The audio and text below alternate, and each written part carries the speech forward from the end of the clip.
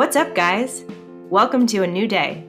I'm Stephanie Ryder, and this is the 365 Shares podcast.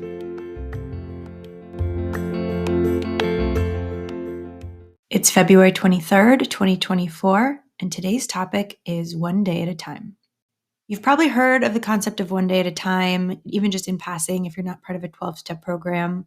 It's essentially saying tackling sobriety, tackling any type of mental health journey full force, and viewing it in terms of every single thing you're going to have to do to get to your goal is too overwhelming. So no program is structured that way. We structure it as one day at a time. Specifically, if you are someone who is dealing with alcoholism or other type of addiction, it is overwhelming. It is not feasible to say, I'm just going to not be an addict anymore. I'm just going to never take a drink again. But it's easier, it's more manageable to say, I'm not going to drink today. And then the next day, wake up and say, I'm not going to drink today. And keep doing that until you have your 30 days, your 60 days, your 6 months, your year. You maintain your sobriety one day at a time. And that never changes. And ACA is the same way. It's a program that we work. It's progress, not perfection. There's a song in the second Frozen movie called Just Do the Next Right Thing. And Anna is really overwhelmed. She has lost Elsa and she is alone and she's lost in the woods and she doesn't know what she's going to do. She just sings herself this song, Just Do the Next Right Thing. She doesn't know what the end goal is. She doesn't know if she's going to make it, but she knows that she can just keep putting one foot in front of the other. And whatever choice is presented to her, she's going to try to make the right choice and keep moving on from there. The passage in the Strengthening My Recovery book today really talks about how we sometimes suddenly find ourselves encountering something that maybe would have triggered us in the past, but now we find that we're not triggered in the same way because we've been working our recovery program, because we've been going to therapy, working on our triggers, doing EMDR.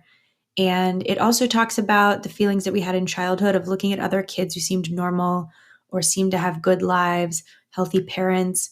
Maybe they were cleaner than we were. Maybe they were more popular, more athletic. They just seemed to have advantages that we didn't have. And we would put ourselves in their shoes mentally and try to imagine this perfect life that it seemed like they had. What the book says is, what we didn't realize was that we were judging our insides by other people's outsides.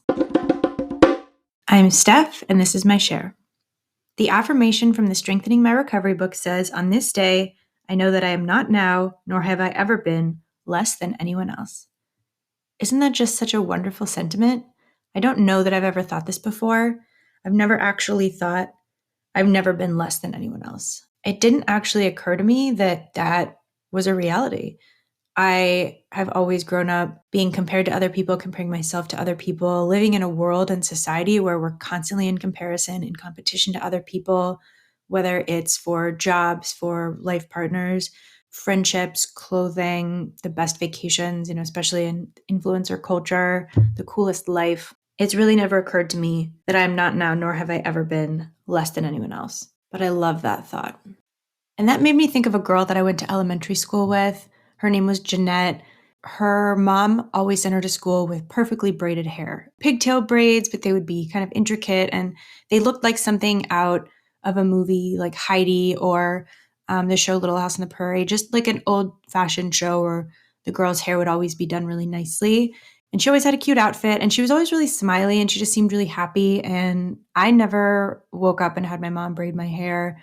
I didn't have anyone laying out cute outfits for me. Typically, I would just grab whatever was clean. It wasn't always necessarily coordinated. I always had clothes to wear, but by the time I was in middle school, my family wasn't doing very well and everything was just subsistence. Like I had enough to eat, but maybe it was fast food, maybe it was leftovers that got left out on the table from the night before. I think I probably went to school clean, but that was because I would shower myself or take baths myself. And I didn't have a lunch packed and sent with me every day with a note from my mom. I did the school lunches every day, which were fine, but I was envious of the kids whose mom packed them a nice lunch every day. And on days when it was really hot, the moms would freeze their water bottles overnight so that they would slowly melt throughout the day and you would have cold water during the day. And I only had that if I did that for myself. So there were just a lot of things in middle school. I remember looking around and seeing things that other kids had and just feeling envious, but also just really feeling sad. There was this sense of grief of like that I didn't get a family that cared as much about me as the other kids' parents cared about them.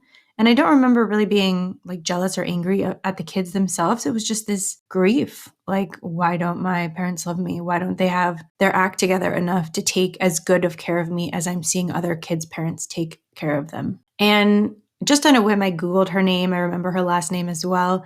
Found her right away. She is married. She is an attorney.